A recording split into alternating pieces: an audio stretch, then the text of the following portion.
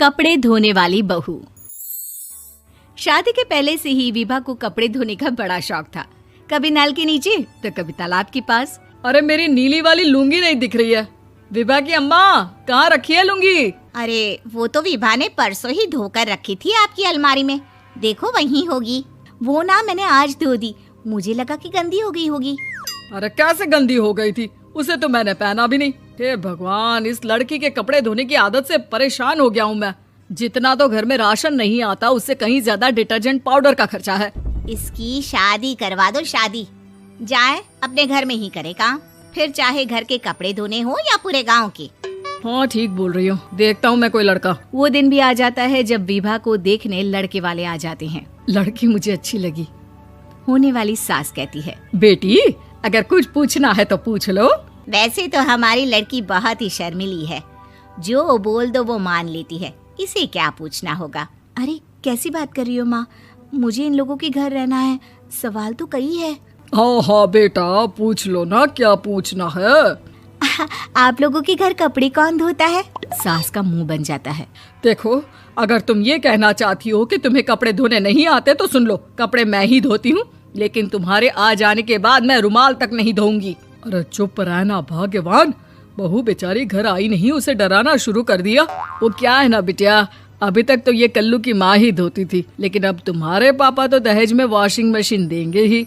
तभी विभा की माँ बोल पड़ती है, सवाल भी पूछा तो क्या। वैसे भाई साहब, मशीन की तो फिर भी कपड़े धोने की कैपेसिटी होती है। मतलब जो बिटिया दे रहे हैं ना विभा, इसे कपड़े धोने का बहुत शौक है। ये आप लोगों के क्या, आस पड़ोस गांव मोहल्ले सबके कपड़े धो दे और उफ तक ना करे। बाहर देखा नहीं आपने कितने कपड़े सूख रहे हैं?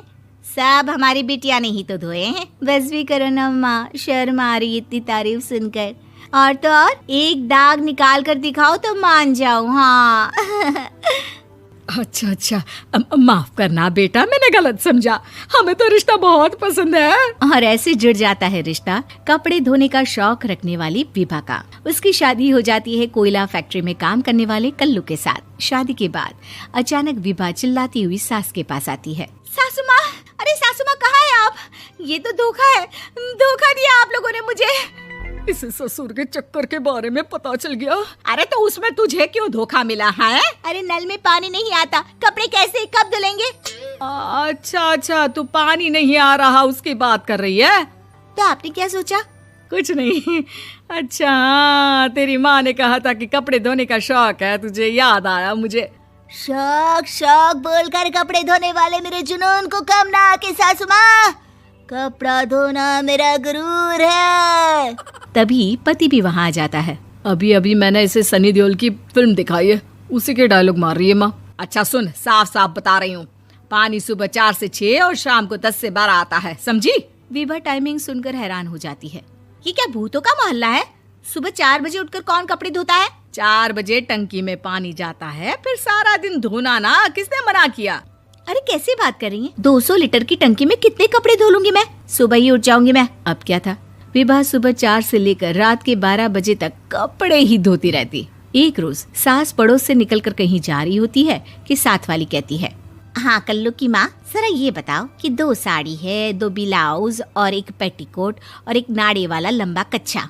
हाँ तो? अरे तो क्या, कितना लोगी धुलाई ये बताओ। धोबन दिख रहे हैं हम क्या?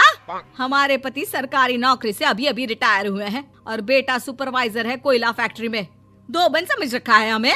हाय रे कल्लू की अम्मा, माफ कर दो, वो तो मोहल्ले में यही सब बता रहे थे कि तुमने बहू को कपड़ा धुलवाने के काम में लगा दिया है। सास को पड़ोसन की बात सुनकर गुस्सा आ जाता है। वो घर पहुंचती है जहां घर के बाहर ही इतने सारे कपड़े सूख रहे होते हैं जितने कि किसी धोबन के घर पर। अरे ओ कल्लू की दुल्हन, बाहर निकल।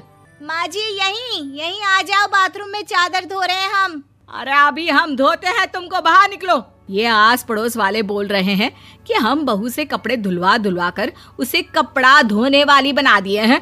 अरे छोड़ो ना माँ जी, किन लोगों की बातों में आती हो? आस पास के लोगों का तो काम ही होता है कि वो किसी तरह सास बहू को लड़ा दे। बहू सारे घर के कपड़े धोती है, ये क्या कम है? बोलिए। सास को भी लग जाता है कि वो बहू का ये सनकीपन नहीं छुड़वा सकती, इससे अच्छा है कि खुद ही चुप हो जाए। एक रोज सास और बहू मंदिर जाते हैं, जहाँ सास की साड़ी वहाँ खड़ी भीख मांगने वाली से मिलती है। माँ जी क्या बात है, आपकी साड़ी उस भिखारन से कितनी मिल रही है ना? हाँ हाँ देखो तो, दोनों की साड़ी मिल रही है। क्या बात है कल्लू की अम्मा, तुम खुद को तो अफसर की बीवी बताती हो और ऐसी सिंपल सी प्लेन साड़ी पहनकर घूमती हो। सिंपल और प्लेन नहीं है ये साड़ी। तो क्या सोने के धागे से फूल बने हैं? कुछ भी सासू माँ, कुछ भी। हाँ बने थे इस साड़ी में सोने के धागे से फूल। मेरे पति लेकर आए थे मद्रास से स्पेशली मेरे लिए 10,000 की। ताहे भाई साहब इस भिखारन के लिए भी सेम टू सेम साड़ी लेकर आए होंगे 10,000 की। सास उस वक्त कुछ नहीं कहती, लेकिन बहू के साथ घर आती है और अलमारी से एल्बम निकाल कर लाती है। ये साड़ी देख रही है, ये वही साड़ी है जिसे मैंने अभी पहना था। इस साड़ी में ये जो चमकदार फूल दिख रहे हैं ना, ये सोने के धागों से काढ़े गए हैं। लेकिन तू लोकल वॉशिंग मशीन ब्रश से घिस घिस कर सारे फूलों को निकाल कर साड़ी प्लेन कर दी। मुझे माफ कर दीजिए सासू माँ। और तो और, जब मैंने तुझे तेरी गलती के लिए कुछ नहीं कहा, लेकिन तूने तो सबके सामने मेरा मजाक ही बना दिया। क्यों? बहू को समझ में आ जाता है कि अब से उसका कपड़े धोना बंद।